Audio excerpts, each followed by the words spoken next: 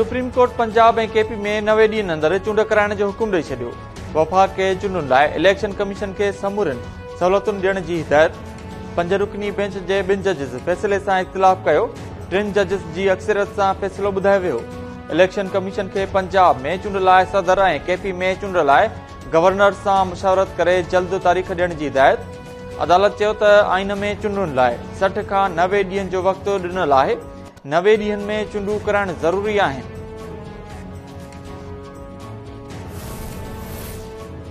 Supreme court high court में ॿुधणी हेठि मामले ते पाण मुरादो नोटिस नथी वठी सघे। अदालत खे 184(3) जो अख़्तियार अहिड़नि मामलनि में इस्तेमाल न करणु घुर्जे। जस्टिस मंसूर अली शाह ऐं जस्टिस जमाल खान मंदोखैल जो फ़ैसिले ते इख़्तिलाफ़ी नोट। ॿिन्ही जजिस चयो त चूंडुनि वारे मामले ते सुप्रीम कोर्ट खे पाण मुरादो नोटिस न वठणु घुर्जे। हां, जस्टिस यहया आफ़रीदी ऐं जस्टिस अतर मिनुल्लाह जे मौक़िफ़ जी हिमायत करियूं था। 90 ॾींहनि अंदरि चूंडूं कराइण वारी दरख़्वास्त रद्द करियूं था। रिकॉर्ड में 5 में 7 मौजूद जज साहबान के फैसले मौजूद हैं। उसमें से 2 मौजूद जज साहबान ने 23/2 को इन पिटीशन को डिसमिस किया। आज 2 मौजूद जज साहबान ने फिर पिटीशन को डिसमिस किया। तो 4 मौजूद जज साहबान ने पिटीशन को डिसमिस किया। 3 मौजूद जज साहबान ने पिटीशन को मेंटेनेबल करार दिया। बहुत क्लियर जजमेंट है। 2 मौजूद जज साहबान ने कहा कि हम एग्री करते हैं जो फैसला 23 फरवरी को 2 दीगर अराकीन जस्टिस यहया आफरीदी साहब और जस्टिस अतर मिनुल्लाह साहब ने तहरीर की है अपने नोट कि ये पिटीशन मेंटेनेबल नहीं है, ये काबिल समाअत नहीं है। और साथ उन्होंने कहा कि हम ये भी समझते हैं कि वो जो 2 जज साहबान के फैसला जात हैं वो आज के फाइनल ऑर्डर का हिस्सा हैं। तो मेरे ख्याल में इसके बाद ना रिव्यू की जरूरत है, ना फर्दर तशरीह की जरूरत है। कभी जनरल साहब की राय आने के बाद और इस ऑर्डर को पढ़ने के बाद हमारा मकसद ये है कि ये पिटीशन 4-3 से मुस्तरद हो गई है। 4 मौजूद जज साहबान वो दिखते हैं कि ये काबिल समाअत नहीं है। अब ये फैसला कानून और आइन के मुताबिक हाईकोर्ट के जो पेंडिंग प्रोसीडिंग है उनमें हो जाए। वधीक 2 जजिस पटीशन खे रद्द करे छॾियो आहे, जंहिं सबबु फ़ैसिलो 4-3 जी अक्सरियत सां आयो। फ़ैसिले ख़िलाफ़ नज़रसानी दरख़्वास्त दाख़िल न कंदासीं। कानून वारे वज़ीर सेनेटर आज़म नज़ीर तारड़ चयो आहे त जस्टिस यहया आफ़रीदी ऐं जस्टिस अतर मिनुल्लाह पहिरीं ई पटीशन खे रद्द करे चुका आहिनि। हाई कोर्ट में दरख़्वास्तूं ॿुधणी हेठि आहिनि। जन ते फ़ैसिलो अचणो आहे। अटॉर्नी जनरल चयो त हक़ीक़तूं सभिनी जे साम्हूं आहिनि। 3 जजिस हिकु फ़ैसिलो ऐं 4 जजिस पटीशन रद्द कयूं आहिनि। तशरीह हाई कोर्ट कंदी। पीटीआई चेयरमैन इमरान खान चूंडुनि बाबति सुप्रीम कोर्ट जे फ़ैसिले बाद जेल भरियो तहरीक मुलतवी करण जो ऐलान करे छॾियो। इमरान खान चयो आहे त आइन जो तहफ़ुज़ सुप्रीम कोर्ट जो फर्ज़ हो। अदालत फ़ैसिले ज़रिए पंहिंजो फर्ज़ बहादुरी सां निभायो आहे। जेल भरियो तहरीक मुलतवी कंदे पंजाब ऐं केपी में चूंड मुहिम ॾांहुं वधी रहिया आहियूं।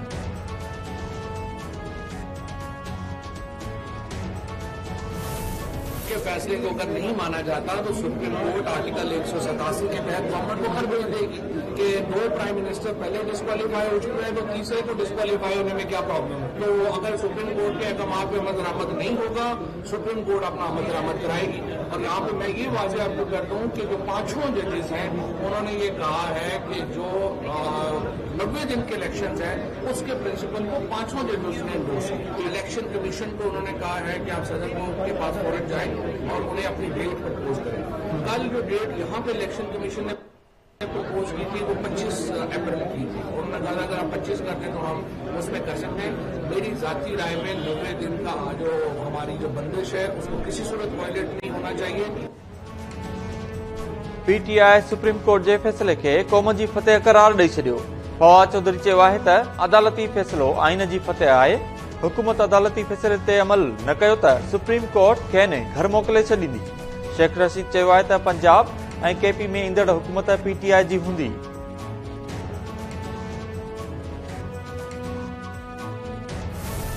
इस फैसले को 2 जजेस ने एतराज, इस फैसले को 4 जजेस ने एतराज किया। सीरियसली जजेस ने ये क्लियर कह दिया है कि ये सुप्रीम कोर्ट का दायरेकार ही नहीं है कि सुप्रीम कोर्ट इस केस को सुने। हमने भी जेलें देखी हैं, हमें तो कभी इस तरह की राहत नहीं मिली कि रात को 12 बजे 1 बजे भी हमारे लिए अदालत मिल जाए। तो इस वक्त वो लाडला बिल चल रहा है। ये जो कि मुल्क के लिए खतरे की बायस है। ये अगर मुल्जिम है तो उसको मुल्जिम की तरह ट्रीट किया जाए, और अगर उसके लिए जो रियायत है वो पाकिस्तान में फिर हर शख्स के लिए कानून होना चाहिए, हर शख्स के लिए। मुल्क के आइन ॾींदड़ लीडर जे केस जी ॿुधणी न थी रही आहे। दादले लाइ आधरी रात जो अदालतूं खोलियूं पई वञनि। सूबाई वज़ीर शर्जील मेमून चयो आहे त दादले लाइ कानून धार ऐं असां लाइ अलॻि आहे। दादलो मुल्क लाइ खतरो बणजंदो पियो वञे। क़ौम खेसि सुञाणे चुकी आहे, हाणे खेसि कुझु न मिलंदो।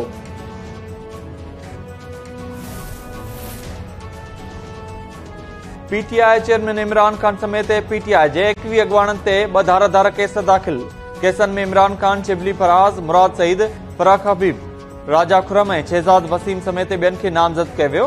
रमना थाणे ते दाख़िल केस में सरकारी मिल्कियत खे नुक़सान पहुचाइण ऐं पुलिस एहलकारनि खे धमकाइण जा कलम शामिल कया विया।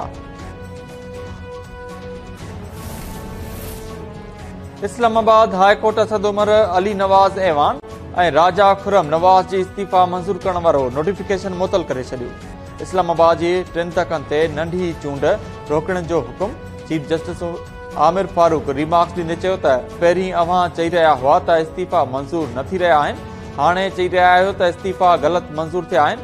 पीटीआई जे वकील अली ज़फर चयो त पीटीआई जा MNAs वापसि असेंबली वञणु चाहिनि था।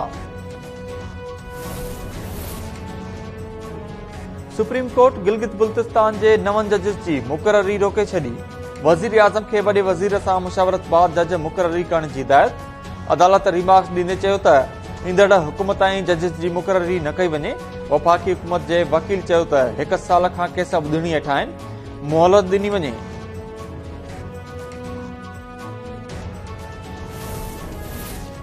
सिंध जे ट्रांसपोर्ट ऐं सुतमा वारे वज़ीर शर्जील इनाम मेमून कराची में पिंक बस सर्विस जी वधीक 2 रूट्स जो इफ्तिताह करे छॾियो। सूबाई वज़ीर शर्जील मेमून चयो आहे त सिंध जे हर ज़िले में पिंक बस सर्विस शुरू कंदासीं।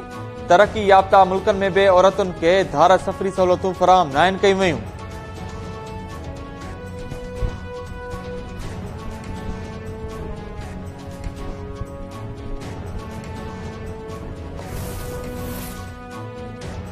सिंध जे क़ौमपरस्त तंज़ीमुनि ऐं सञावंदनि जा ख़दशा रद्द। सिंध में पहिरीं डिजिटल आदमशुमारी शुरू थी वई।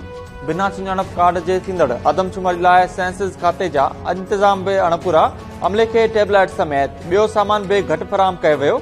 अवाम बि डिजिटल आदमशुमारी खां बेख़बर बणियल।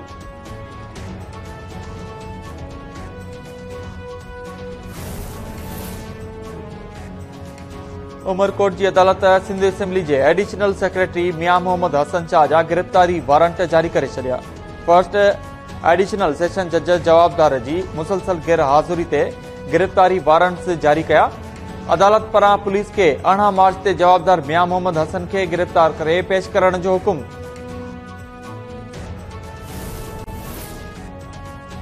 हैदराबाद जी एहतसाब अदालत मोटरवे मेगा करप्शन केस में गिरफ़्तार जवाबदारनि खे रिमांड ते ॾियण वारी दरख़्वास्त रद्द करे छॾी। जवाबदारनि खां जेल में जांच करण जी हिदायत। अदालत चयो त मंसूर अब्बासी ऐं सैद ताबिश शाह जो वधीक रिमांड नथो ॾेई सघिजे। नैब जवाबदारनि खां जेल में जांच करे।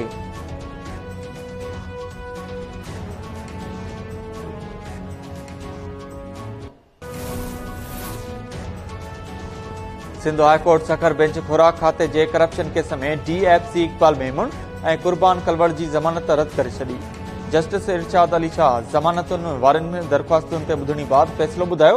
एहतसाब अदालत बि ॿिन्ही जवाबदारनि जी करप्शन रेफरेंस में ज़मानत रद्द करे चुकी आहे।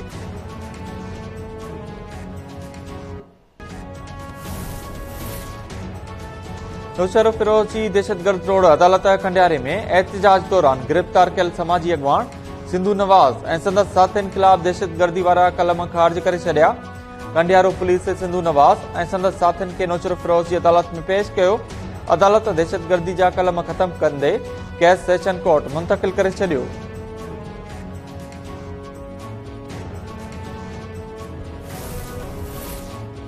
Sindh high court Sukkur bench IBA test pass उम्मीदवारनि खे 2 महीननि अंदरि पघारूं ॾियण लाइ लिखत में कसमनामो जमा कराइण जो हुकुम ॾेई छॾियो। अदालत उस्तादनि खे 2 महीननि अंदरि पघारूं जारी करण जो हुकुम ॾींदे अॻु भराई रिपोर्ट तलब कंदे ॿुधणी मुलतवी करे छॾी।